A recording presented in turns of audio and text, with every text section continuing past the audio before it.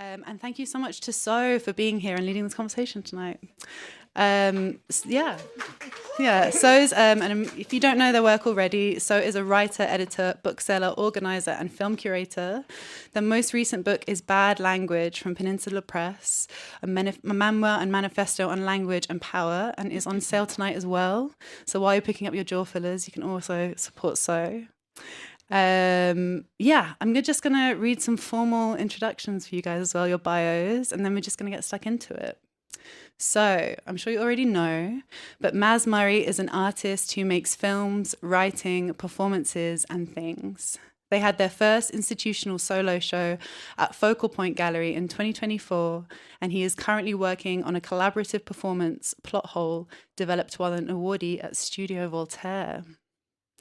Charlie Markbreiter is the author of Rapid Onset, Anti-Trans Culture and U.S. Imperial Decline and Gossip Girl Fanfic Novella, and is a PhD candidate at the CUNY Graduate Center. That's enough from me. Thanks, guys. Enjoy the talk. Thank you, Hasti. I'm not really sure what to do with this light, but I feel at some point maybe I could interrogate you with it. I've just moved it so that I can see Maz and Charlie, who are tonight's stars. And I was hoping that you might kick us off with a reading from Jaw Filler. Yes. Have one mic each. We would love to do that. Thank you. First question. Wait, can you guys hear me? Yeah. Okay, great. Can anyone here read? Put your hands up if you can read. Would anyone want to do some audience participation? Yay! Okay, great. Come on stage. Thank you. Let's give it a round of applause. Round of applause. Round of applause. Yay! Thank you so Thank much. you. Hello, what's your name? You guys thought intros were over. They are not. They're not. Do you mind introducing yourself? Hi, I'm Julia. Hey, woo! Oh, great. Oh, God, I should put the wine down. That is not book friendly. Okay, so we thought we'd read this chapter, this very mysterious chapter. Oh, we do need one more person. Anyone? But do we have enough books or microphones? Probably not. I can share mine. Yeah? Like choir. Yeah, come on, Hasti. Woo! Let's go. Okay, so, okay. Should I put them? One after the other. I will read all the other. Okay. Does that make sense? Yeah. Okay, great. Would you like? Yeah, sure. Okay, yay, action, We've been watching this subject for a while. said Executive Assistant number 5. Our VR team is very excited. Kevin. He's Kevin Senior's kid, right? Yes, but best not to bring that up in person. It's a sore subject. Do they not get along? No, they do. That's the problem. The executive chuckled and drummed his hands on the shiny lacquered table. I don't know what I'd make of it if it was my kid. Don't close yourself off now, Harry. It's ranking pretty high in the ratings these days. Well, it was 4 or 5 years back. Anyway, with those new anti-trans bills coming in, we're due to reach a whole new audience. Virtual reality didn't really catch on last time. That's the thing you have to understand. For the transgender, life is complex. They don't have their own spaces. It's not like the gays. The trans already have high engagement, low employment. They need all this stuff. Hormones and surgery, or at least some kind of pronoun. And all that's difficult to come by. So it's a much easier sell. How many of them are there? Not that many, but it's growing. Hard to get exact numbers, but this could be the perfect test run. I bet you we'd have people begging us to upload them, and with no family around to ask any questions. And the kid is okay with this. He doesn't know what he's okay with until it happens. Frankly, he couldn't find his ass with both hands. He'll come round. We'll let him keep his little cult and take care of the logistics. What makes you think he'll say yes? Kevin Sr., his dad. The kid wants to make his own money. The more you inherit, the more you need to feel self-made. Whatever. We all have our delusions. He'll want in. My buddy in accounting has actually looked at the numbers and... Maybe Kevin Jr. is just a fuck-up. Not even just because of the trans. This is precisely why we need to get in now.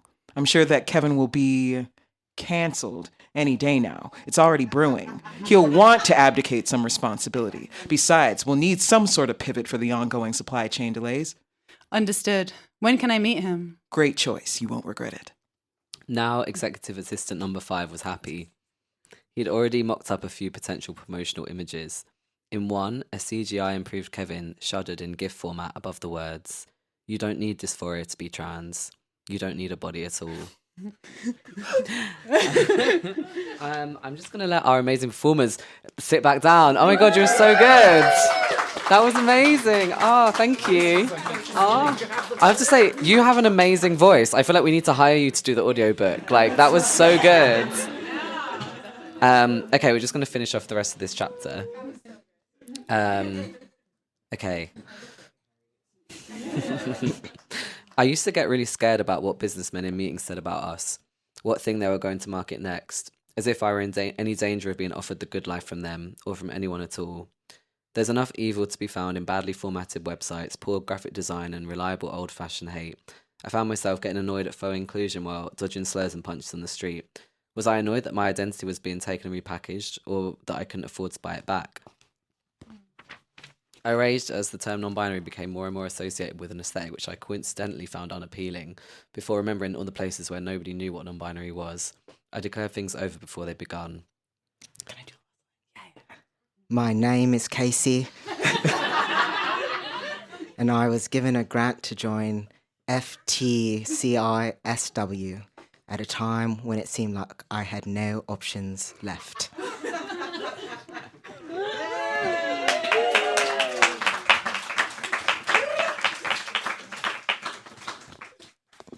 We were going to read one other little bit, if that's okay. But we could also do it after, if you want to ask questions, and we could do Oh, it. yeah, we could like break it up a bit. I don't know. Are you in the zone? Are you in the flow? Do you feel like you're in the zone? I feel like we could do some experimentation in terms of format and do questions and then do the thing again. Yeah, if there's a question we don't like, we would just start reading from the book. Actually, my dream is chair. I'm going to steal a microphone from one of you and then give it back. So my first question was going to be about like the US-UK transatlantic partnership. And I know there is literally no pun that will make people happy, but I've come to love the groans. The collaboration. So when I was reading Jaw Filler by Maz Murray and Charlie Markbreiter, available on sale tonight, by 2, because it was written by 2 people, so, you know, for the royalties, by 2. I was thinking about one of my favorite cyberpunk novels, which was also a collaboration, which is Nearly Roadkill by Kate Bornstein and Caitlin Sullivan. And I'm such a grumpy motherfucker writer. Like, how did you write a book together without murder? Yeah, we were actually just saying earlier that we didn't argue or like have a fight or anything, and I'm not sure how. I think that's like thanks to Charlie for like being a great collaborator and like being super understanding, and also maybe like different time zones on the same Google Doc. So I think the transatlantic is coming into it there. I'll explain. So, right before this happened, my dad met Maz's dad for the first time. Well, he's giving it away. No spoilers. So, it turns out they were at the same university, in the same college, in the same time. It's almost like they were in the same time period, but at slightly different places, and yet they were sharing something. Are you guys noticing something? I'll leave it there. Wait, so you're saying it's genetic? Yeah, I think it's something they call fate. Wow. Maybe. Yeah. I mean, fate is a powerful thread in the detective novel. And yeah, I suppose I could ask lots of technical questions about plot and how you plotted it, and were there spreadsheets? There were spreadsheets. Great. So Maz makes amazing short movies. I love them so much. And one advantage to working with someone who makes movies is they'll say things like, so essentially like, where's this shot list?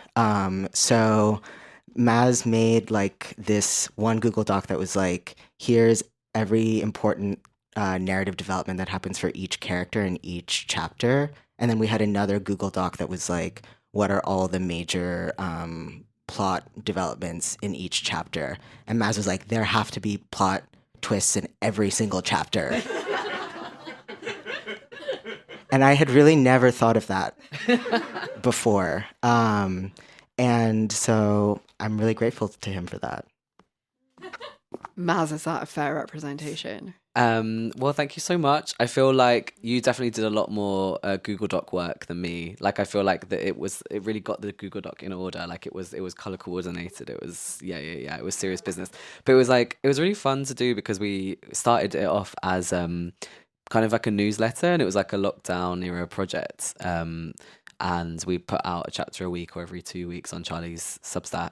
And then after a while, we were like, oh, we're making this up as we go along and we're getting confused, and like, let's try and plan what happens. And like, then over the years, we like kind of had loads of meetings where we got to, like, the benefit of having the collaboration too is we would have these meetings where we're like, okay, like, what do we think of these characters? Like, what we trying to say politically? What do we want to happen plot wise? What kind of style do we want? And like, and with the detective thing, we were kind of like, at the time, wanting to do something really genre-y and fun that was maybe not what people expected for like that particular moment of trans literature. Although it's funny to think of now, like, that Kate Bornstein book from like the 90s is like kind of quite a similar vibe. But I suppose like writing something that wasn't like memoir or like realist, and like wanting to like really go to the extreme with like things like plot twists, and to make it super genre-y and fun and silly and maybe not what people expected from like, and like have the transness be secondary to like that in some ways. Yeah, if this is a novel about identity, I guess the identity is British identity versus American identity. So it is an ID Paul book. Yeah, and in a sense, there's the dry British wit of the narration, and then the zingers of screwball comedy and noir. And there were moments I was actually lolling reading this book, getting stares from people on delayed trains. The dialogue is so much fun, and we got a little sample of it beautifully acted there.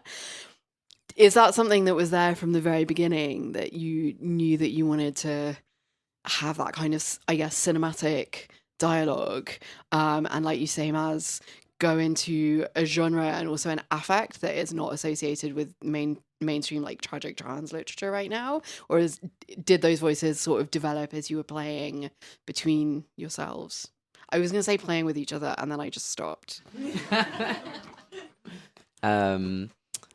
Yeah, great question. I think I guess we set out quite intentionally with having these characters that are somewhat like archetypes, but maybe archetypes that are still relatively niche.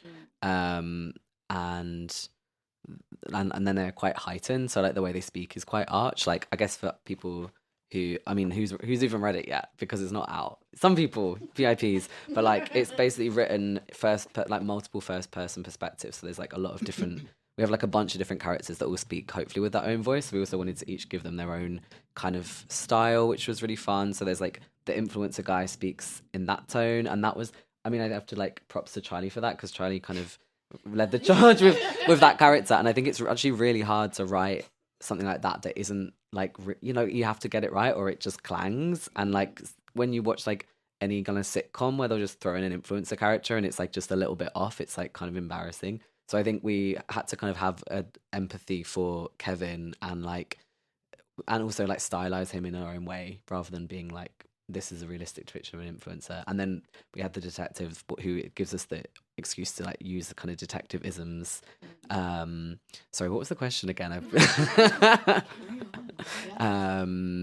So yeah, like for the dialogue, I guess for me, like my background is somewhat doing like little short films and like that have a narrative bent to them. So I've written scripts before and like have more experience of that than writing prose per se. So I really like having things play out through dialogue, and having the characters interact with each other, I guess, rather than being kind of like stuck in their own little worlds. Yeah, I think that working in archetypes, they're kind of like oh my god, I'm sound so annoying saying this. I was like about to be like, they're kind of like a masquerade ball where the appearance of the mask allows you to be real underneath. But like all cliches, like all cliches, including this one, you know, it's kind of true, right? Like, I think because you have the something between you and the world, and you know, you are hiding, you're severing that kind of like mimetic connection to your life. It allowed us to allow our characters to feel very real feelings, because it's kind of that the expectation of what you expect from a character is actually flipped when you are working with genre. So, for instance, because you know, people here familiar with, are English people familiar with Betty Boop? Okay, just want to make sure. So it's like when you're watching Betty Boop, you're not like expecting her to, you know, really be real with you about her emotions and go into like extensive detail about like what happened on the train on the way from work. So when you do get that, you know, kind of like, if you were suddenly like hearing Betty Boop's thought like narrated with like Virginia Woolf-esque, like, you know, Mrs. Dalloway vibes, you'd be like, wow, like she's being so real. Like Betty Boop is being so real right now. And yeah, I think on like a formal level, I kind of like that, for the Marxists in the room, that synthesis between, no problem. There is a giant painting of Marx in the bathroom, which I encourage everyone to check out. But yeah, I really like the synthesis between kind of first-person interiority and the kind of cutout shape of genre. Yeah. That was great. Thanks. So I was just like, oh yeah, you're smart. They were both great. It's probably also a good moment to say that the book is at least partially set in VR Sims world, where all of the characters pass through at various times. So we meet some of the characters only in VR and some of them in, are we calling it IRL anymore? I don't know. So it has this slightly animated quality as well. And the characters have experiences which wouldn't be possible in what in the 90s we called meat space. And that adds to the kind of mask effect of reflecting on, like, we all use online personas and what happens if you were to live 24/7 as your online persona. Sort of one of the questions the book poses. And I wanted to talk about cyberpunk because I am old and from the 90s, and that was a genre we had then. There is one, am I allowed to say this, mention of The Matrix in the book. It's very brief and it's then denied. So let's talk about the influence of The Matrix. I loved cyberpunk. It was probably one of the first places I encountered trans characters as a teen reader, and the possibility of, I don't know what's going on. Sorry, Charlie was whispering in my ear that a second plane has hit the. No, it's fine actually. Just stick to the goats. Read about the goats. Just that, could you perhaps elucidate what cyberpunk is for anyone who? So cyberpunk was a genre of science fiction that is cited as being kicked off by William Gibson's novel Neuromancer, which was one of the influences on The Matrix, and it was a genre of books that, at least in part, took place outside meat space cyberspace in digital or VR spaces, and where bodies could be very fluid and desires were often very fluid as well. A lot of cyberpunk books are also detective stories, and they're often about tracing something that goes in and out of cyberspace and IRL. And they're very melty and fast paced. They're often quite zingy. So I was just like, yay, cyberpunk is back. But maybe with slightly better politics. I wanted to know what your experience of cyberpunk was.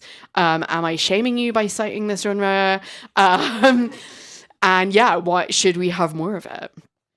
Wow, yeah, you're calling us big nerds. No, I definitely, absolutely. I think it was like definitely a big genre for me as a teen. Like I remember finding a copy of Neuromancer, and like I think read some other William Gibson short stories. I was big into The Matrix as a kid. I remember it was probably like one of the first films from an age certificate that I wasn't supposed to watch that I watched, and then I was like big into it. And then kind of like sci-fi as a kid, and then actually read a bunch more Philip K. Dick novels recently, that kind of ones where he was really speeded out and having a time. And like then I guess the kind of feminist and queer science fiction was like kind of big for me as when I was like late teens, early 20s. So I like stuff like like Octavia Butler, and it was James Tiptree Jr. was really big for me. That's kind of an interest. Like I'm like never really sure what to call. Do you want to say? Yeah, so there's like a writer called James Tiptree Jr. who wrote under this pen name, like a male pen name, the whole career, but reveal was a woman called something else that I can't remember, but like kept up like friendships over letter with like Ursula Le Guin as James, and wrote like was really praised for having like a masculine prose and like things like that, which is kind of funny. But a lot of stuff in there really explores identity in interesting ways. Like there's one that I love that's about this girl who has a facial disfigurement, and she gets a job on a spaceship, and has a horrible time, and all the men are so mean to her, and then they crash on this planet where everyone looks like her. And she has like a relationship with someone that she's like, this is my boyfriend, but they're obviously, I'm an alien. That what is that? But like has a really nice time, and I don't know. And they're all quite dark. There's one called The Girl Who Is Plugged In that kind of almost predates like The Influencer. So definitely had all of that kind of going on in my mind, and I like the detective pulpy vibe that a lot of those have, and they're being kind of like have a lot of stuff in common with experimental fiction, but have that kind of grounding in like people have jobs and stuff. So we were actually chatting about this yesterday, about cyberpunk, because it's also like in this, I feel like people's interactions with tech is much less utopian or subversive than in a lot of cyberpunk. Like I feel like there was that early era of cyberspace that was less tied to your like meat space identity. It was really interesting. Whereas this was, I guess, us trying to reflect on like the place we're in now, where it's like identity is really entrenched in like, and you can't really escape even online, and like the tech they're engaging with is like a bit cyberpunkier than like regular social media, but it's also like going to be absolutely precluded so quickly. Like it's like anything that could have been a bit exciting is like taken like so quick, and is also like not set up by like anyone that's subversive, and the more subversive actions that are taken are kind of like against technology in some ways. No spoilers. Yeah, I mean, going off of what Maz was saying, I just started laughing because I remembered we're in his kitchen. I'm really jet lagged, really giving you guys behind the scenes, and I was like, "Can you just remind me what cyberpunk is, please?" Because I know So is a big fan, and he was like, "Yeah, so there's the big bad technology, but then you have like a stick or like a wrench, and you can just beat back the bad technology with that, you know, really." And I was like, okay, yes, okay, I know exactly what this is. And yeah, I think there was this kind of plucky optimism of early cyberpunk genre, even as it was kind of engaging with sort of like the allure of nihilism as well. Whereas, you know, in the kind of, it was interesting because we started this book before AI became a thing, and then by the time we finished it, it's becoming so hegemonic. And I was reading the other day how the like AI of the future that will really be necessary to do supercomputing basically won't be possible other than for like billionaires and authoritarian governments. So I was just thinking about that in terms of like cyberpunk being like, oh, even if you had the stick, maybe you even had a wrench and you're really smart, like you still don't have like oil reserves on like the level of like a city state. So like I don't know really how much you can do, because you have to access not only like computing technology knowledge, you need like oil. It's kind of hard. So yeah, I would love to be wrong. But I think the characters in this book are engaging with technology on a sort of like, I think at first optimistic level, and then on a practical and ultimately for others in a destructive way. That's all I'll say for now. It is true that in the 90s cyberpunk, everything runs on sort of magic unobtainium or similar invented fuels, and that's something we're much more conscious just isn't going to happen now.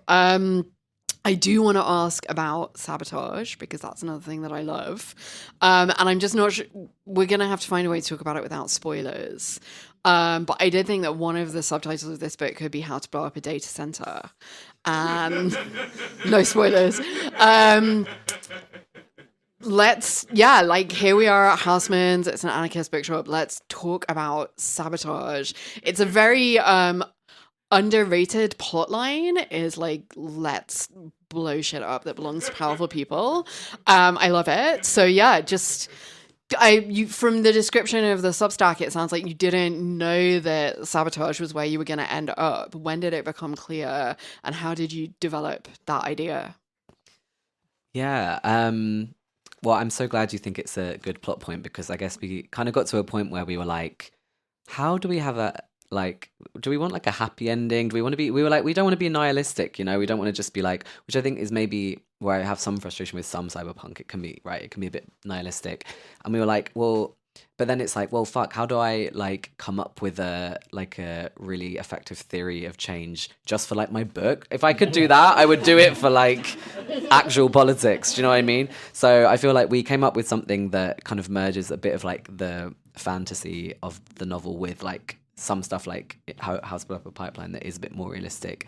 And I kind of did think for a while of like asking people like, okay, like, so if you were going to if you wanted to sabotage something like this, or like if you wanted to sabotage a data center or like a piece of technology or the internet, like what would you do? Because I know a few people who are in like permacomputing kind of spheres, which is like kind of like degrowth kinds of technology, or like trying to like use like coding that doesn't use much energy, blah blah blah. But then I was like, no, I'm not going to do that, because that's probably going to be like really confusing for me. So I'm just going to like use fiction and make it up. So I feel like it's probably not a very good guide for sabotage, but hopefully at least like the imagination is there. And like it's, I guess the plus side of a book is that you don't have to like get into like all the consequences of everything that happens. You can kind of just like, and also like what's fun about our characters is that they're not like really like politically rigorous people, so they kind of don't need to be like coming up with these like amazing perfect strategies, because they're not political activists, which was also kind of fun to play with, and like made it more interesting for us to be like, what, they're people who are kind of selfish and like doing things that are self-serving as well as like ideological as well. I don't know, what do you think? I just remember Maz being like, my YouTube history is getting really interesting. I was like, what do you mean? He was like, it's all stuff like, if encounter security camera, use acidic foam or spray paint, ? he was like, I have to go incognito mode. So yeah, you did really try to be specific. Yeah, I was like, I'm on a list if I wasn't already, like, for sure. Although it's a good cover if I ever were to do something which I never would. It's all for the novel. Yeah, I'm just reading a big history book about the Soviet dissident movement at the moment and the trial of two science fiction writers where the prosecution tried to claim that everything in their book could be read as a realist position that was attributed to the author, and their response just kept being like, dude, it's science fiction. It's fiction. It's science fiction. It's fiction. I mean, they got sent to the gulag anyway, but the role of the imagination is what we could talk about next. Because as you heard in the section that was performed at the beginning, the executives behind this mysterious company, VSI, view the sim world as almost like a placebo or a methadone even for trans people who can't access healthcare, who can't access a safe and sustainable way of living. They're like, oh, just give them cake. But it's not cake, it's the internet. And at the same time, I was reading the book and enjoying the book and thinking, well, is reading a form of playing in SimWorld? Because I'm not in my body when I'm reading. So I wanted to talk about that relationship between escapism and imagination, and is one a negative value and one a positive value? Is there a difference between reading and immersing ourselves in VR? Like, just some small questions there. Mm-hmm. And I can clarify anything there. Yeah, no, that's a really helpful question. I was just remembering something I forgot about cyberpunk, which is related, which is, the anti-trans movement in America. They are so cyberpunk in a way, because in the wrong way. But okay, so for some context, in like 2015, the conservative right wing in America, so like the Heritage Foundation, this was just after marriage had been legalized in the United States, so they had totally kind of lost from their POV, gone from like the hegemony of the moral majority and Reagan in the 80s to like gay marriage was just legalized, like how did we drop the ball there? And this was like a crisis for them, also because, marriage was about like asset transfer and like who will get property after your spouse dies. And so their strategy at that point was to shift to kind of what we now identify as like the anti-trans strategy instead of like the anti-gay strategy. And they were kind of really looking for a way to propagandize this movement because they didn't have the language for it yet. They literally were kind of, in some ways, inventing it in real time. And so they latched onto these. So gay people were not the only ones on Tumblr in 2014 and 15. I know, shocking. It was also their parents starting their own hate groups. And the reason that they were on Tumblr was because they were hoping to target trans teens and like basically detransition them. So as trans people were like making like, it gets better, like infographics, like you had these groups being like, it gets better if you detransition, tumblr.com, like .blogspot. And so the social contagion myth, which is basically just that the reason we have so much trans now is because vulnerable children spent too much time on social media, on the internet, and it made them trans. It gave them, so that's where the contagion logic comes from, which is the contagion passed through the computer, like getting a flu from your screen, and it made them trans. This is why I was like, they're so cyberpunk, not in their politics, but in the way they've really, made the computer like a living being capable of like making you sick and corrupting children. At the same time as they don't believe in real, actual viruses. Right. The contradictions are so heightened. Yeah, so I've remind us what the question was again, by which I mean me. It was like the role of the imagination is a book kind of like virtual reality in its own way, and like I guess what is the difference? And I guess what you were saying makes me think of like another topic that you are a public intellectual on, fan fiction, which is like one of the things that like, you know, people read online when they're an impressionable teenager, and then they're like, oh my god, I read this slash fiction, now I'm a gay guy, and someone over there is like, my beautiful teenage girl, no. But it's like, I guess it's interesting because like you think of, I guess you think books are better than the internet, right? But what if maybe they're not? Is that, I'm like, you know, because like it's kind of a solo activity.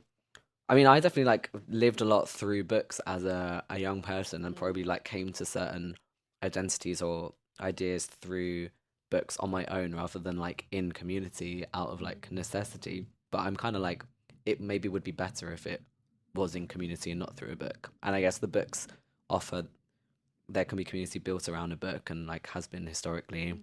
But then it's like this thing that one person came up with on their own has the power to like define like what the identity means. Like I always think of like, I don't know, something, it's kind of a basic reference, but like something like The Well of Loneliness, where like Radcliffe Cole was writing this big like mawkish like boohoo, my life is so hard like book, and then was meanwhile out like fucking everyone's wives in real life, and then being like, no, I'm just an invert, I can't help it, I'm gonna kill myself so soon, I promise. And then like actually in real life was like kind of having a different time, like, and it's like, I guess, and that's the thing with these books in general, and like maybe some of our frustrations about trans literature when we started this was like, who are you speaking to? Are you speaking to like this imaginary cis audience that you're trying to be like, we're so nice, or are you trying to reach out like to other trans people, or are you just kind of like going off on one? Or yeah, I don't know, it's funny to think about. Well, yeah, what do you think about books? Yeah, they're good. Yeah, I guess feel free to ask another question also. I don't know if I had anything else to add. I'm happy to jump in and then also to open it up to the audience. So I'll ask one more. So get your questions ready, and we can always use the interrogation light. And Maz and Charlie will also do another reading for us at some point.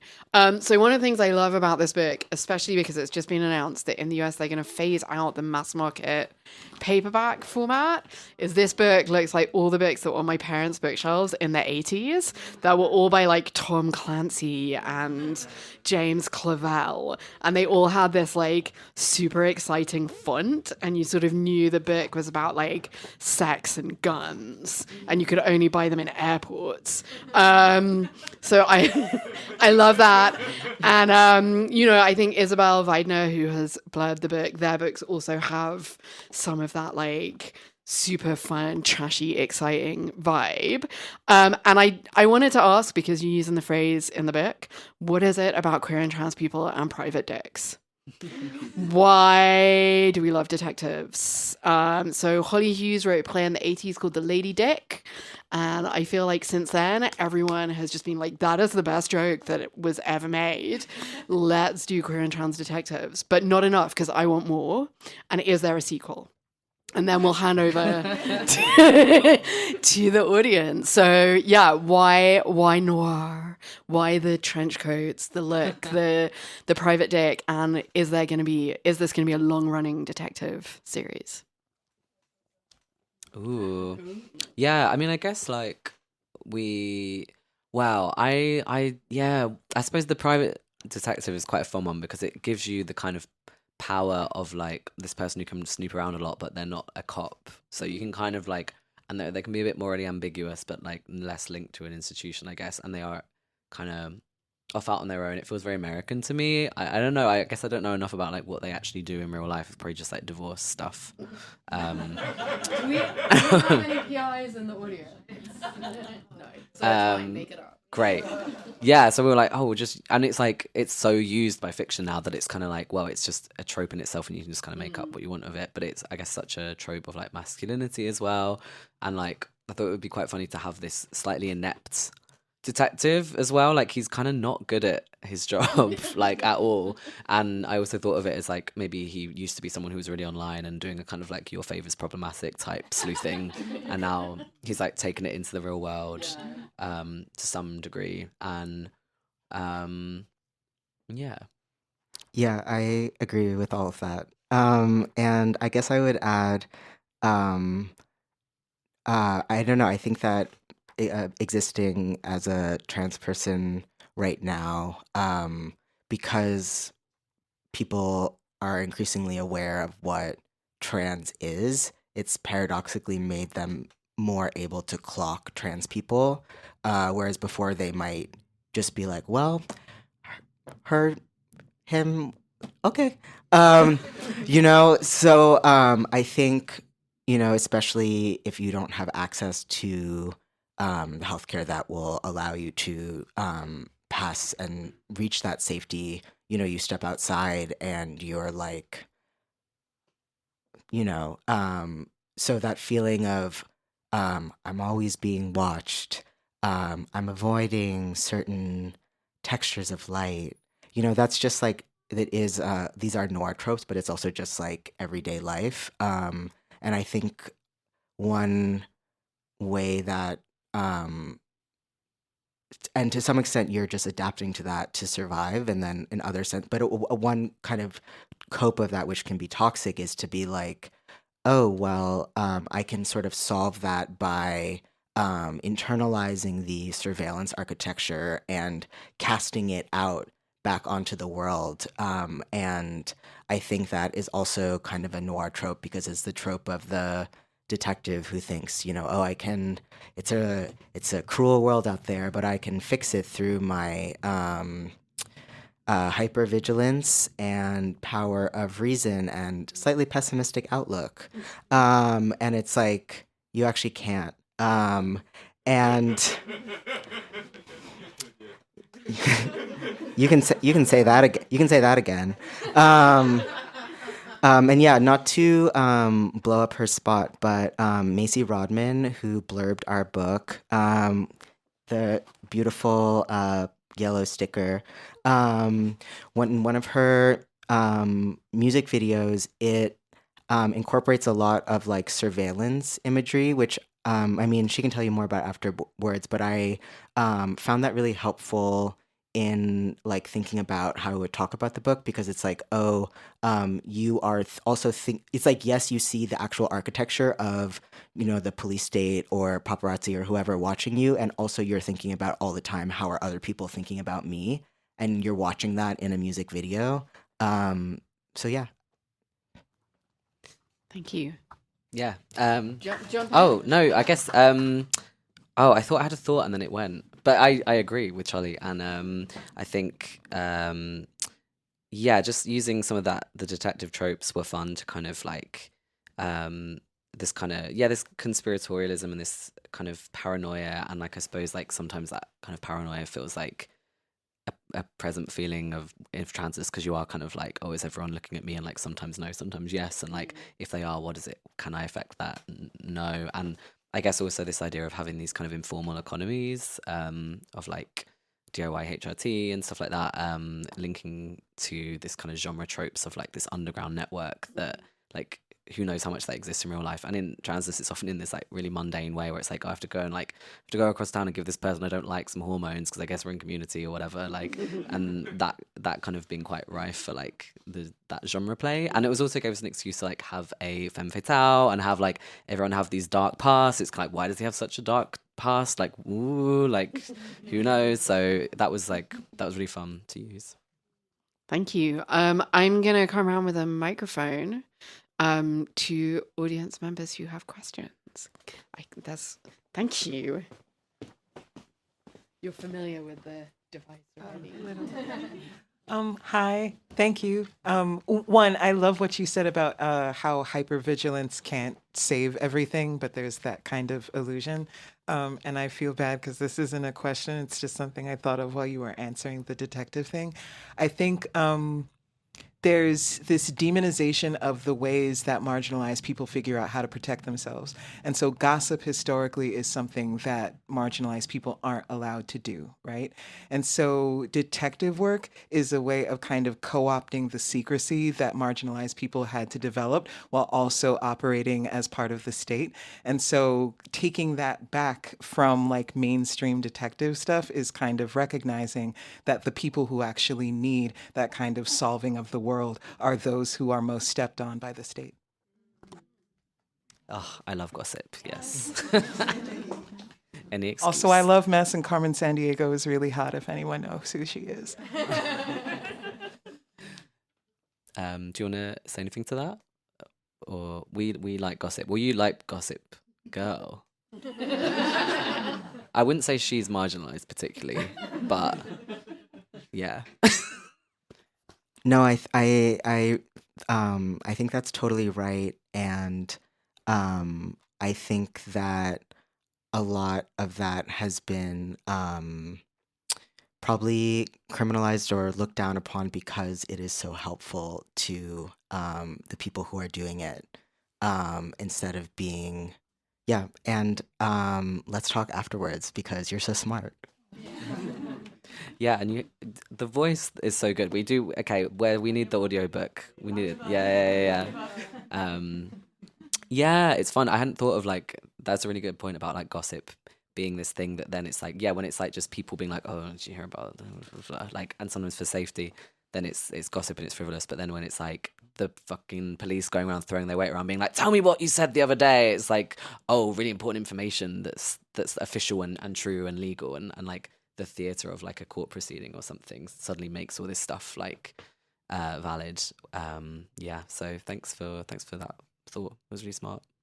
Nice. Other questions, comments, observations, offers to read the audiobook? I'm going to come to the back and then I'm going to go to the front. Okay.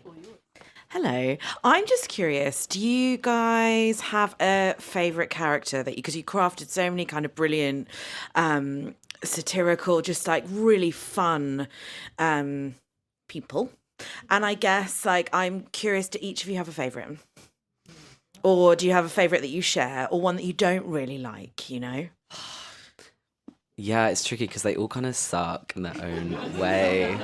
But you know what? I mean, I feel like this is kind of a cop-out, but I think like Michelle. I knew you were going to Yeah, I'm so sorry. I'm taking Michelle. I kind of have a soft spot for Ash, who doesn't even get a first-person perspective. But he is there. This is so fucked up. I was about to name a physical object. All I'm gonna say is it's a block, and it is, as Maz wrote, extra confident about its blockiness, and you'll know it when you see it. I think my favorite character was Enrique, who's kind of like evil, gay, corporate guy, who's kind of a bit of a cyberpunk trope. Like he's this just evil corporate villain, and like, yeah, loved to write Enrique. It was like great fun, but he's a bad guy.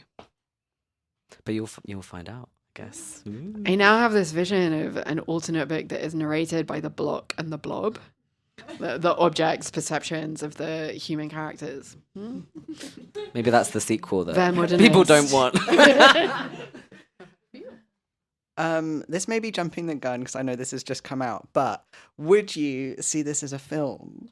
Or do you think there's something very specific about this as a book format, given that you, Maz, work across that format? And yeah, as you're talking about it, it seems quite cinematic as well. Oh, well, damn. Yeah. It would be nice. That would be really cool. I mean, it was fun to write this partly because like as I was writing it, I was like, this is so fun. I don't have to pay for any of this. Woo! Like, yeah, like let's do all of this. And then like like a million characters and all these locations, and like we just drive across America and it takes like 5 minutes. Tee-hee-hee, like da, da, da. No, like so high production value. But then I was like, yeah, like if you did, I guess you would have to do it a bit.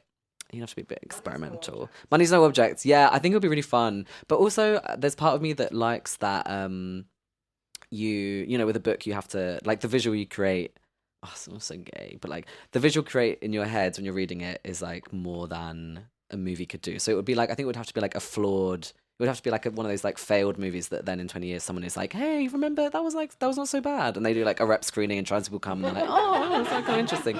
And like, did you know that this was a film? Oh, it's crazy. But like it would be fun to try and like cast it in your mind, but also I kind of love that like you like, I don't know, we at one point we were thinking like it'd be really cute if we did a performance of some of the text, which I guess we kind of just did, and it would be more fun to kind of just like swap out who played the character all the time, even though the characters do have specific identities. It's kind of fun to play around with that as well and like work out how important that is, and maybe that speaks to the kind of online fantasy that actually most of the characters who interact with the online fantasy don't have that level of imagination. They just like recreate themselves, and like, could we work against the text if we were going to adapt it? Anyway, yeah, like tell Hollywood, get them involved. I think I listen to like noir like film soundtracks while I was writing parts of the book. So like my friends would like be at my house and they'd be like, so like we listened to the soundtrack of Fire Walk with Me 3 times, and I think the rice is cooked in the rice cooker, so maybe we could put on anything else. So I would say, or like there was a phase where like they'd come over and be like, hey, like want to watch something? I'd be like, Twin Peaks: The Return. So yeah, I think and also yeah, no. Well, I also didn't really tell anyone that I was like writing this book because I was like, what if it doesn't happen? So that they were just like, why is this the only thing you want to do? I was like, but yeah, I think, one cinematic reference in the book. I feel so embarrassed bringing up any director in front of Maz, but because it's in the book, one of the characters, which is also like a kind of, where's mine? Watch 2 dying empires duel each other. Yeah, sorry. Whose is smaller? Okay, yeah. Oh right, I really love the way like Wong Kar-wai as a director like often will give you like really opaque, esoteric but imagery that you would not really like be able to understand or you would be bored by, but then he overlays it with like first person musings. So I do think like there are cinematic precedents for doing this kind of stuff stylistically, such as The Matrix. Yeah. Is this a good place to have another reading? Yeah, let's do it. By popular demand. Oh my god, I can't hold my magnifying glass and the microphone at the same time. Life's so hard. No, it's okay. It's okay. Do you want to read it like each a little bit each? I think you can do accent work. Yeah, perfect. Yeah, so I guess this is what I remember. Oh yeah. Are you happy to read all of that, or do you want to swap it over? Oh, we can swap it. Whatever you prefer, really. Yeah, we can swap it. It's so long. Yeah. Okay. Should we stand? Or... I want to sit down. Okay, we can sit. I'm so sorry. So this is a bit of the book. It's like this far in, and it's where Kevin, who's the trans influencer who like starts the SimWorld cult thing, kind of like tells you a little bit about himself. Chapter 6. Kevin. They say being a cult leader takes riz, but you just need to be a good listener. Oh, sorry. Do you want to switch off? Oh, yeah. Okay. Some trans men don't like to talk about when they were girls, but I don't mind discussing it. I was a beautiful girl. I had already been scouted for modeling. I lost some contracts when I transitioned, rebranded. It was fine. Though that's not what releasing is about. I can tell you how it started. You just have to promise not to tell. A couple years ago, I threw out my back. I actually slipped on a banana peel. It sounds like a joke, but that is really what occurred. Anyway, I had to go to a chiropractor for 6 to 8 weeks. He was a triathlete named Ted. Ted flipped me onto my back. Ted put me on a foam roller. My spine cracked. Then something cracked emotionally. It was like a button had been pressed and all my feelings came out. 6 minutes of PT had done what 6 years of therapy had not. I sobbed. Awkwardly, Ted comforted me. Suddenly, we were making out. I didn't actually want to hook up with Ted, even if he was a good chiropractor. And had a very athletic body with corncob abs. I focused on Ted's deltoids, which were really defined, as I saw when he took his shirt off. Ted's glute muscles were also defined.